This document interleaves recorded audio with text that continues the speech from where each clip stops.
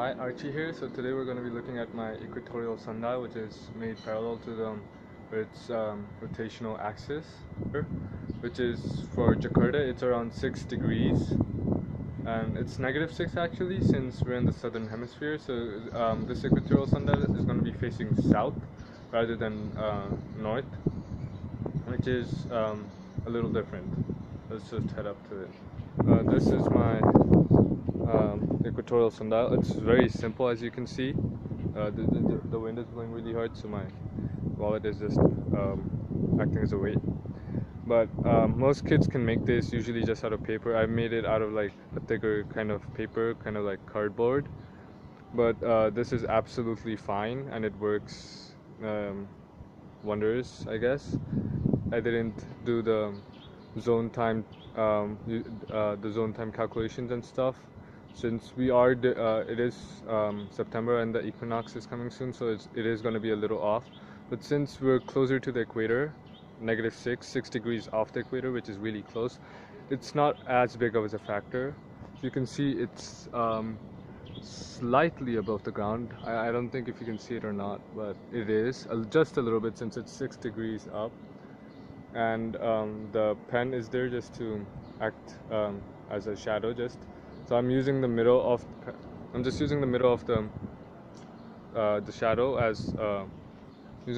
shadow as a marker, which is around here, and that shows around 9:40, I think, according to my sundial, and it's 9:37 now, and it's fairly correct. But I mean, it's the equinox, it's just a little bit off.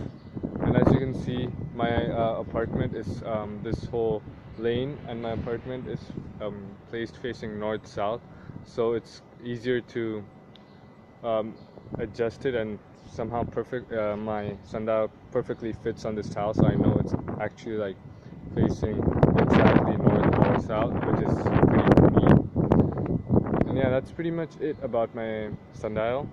Other than that, the sundial can be made easily by kids if you know the latitude angle for me, which is -6, so it's facing south. If you're in the north, that would be facing north, and if you have a compass, you can do that easily. The wind is just blowing really hard, and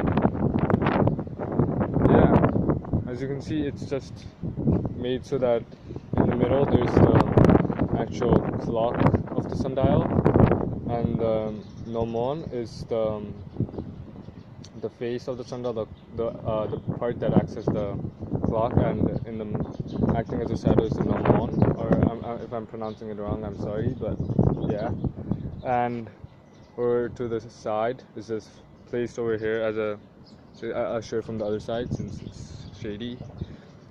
As you can see, it's just bent a little bit, so it's 6 degrees. This is a whole straight line just coming from here, but it's bent, so it stands up, and it's a little bit bent, and that's why it's a little bit up, and it's lifted a little bit at the front. It's almost not noticeable.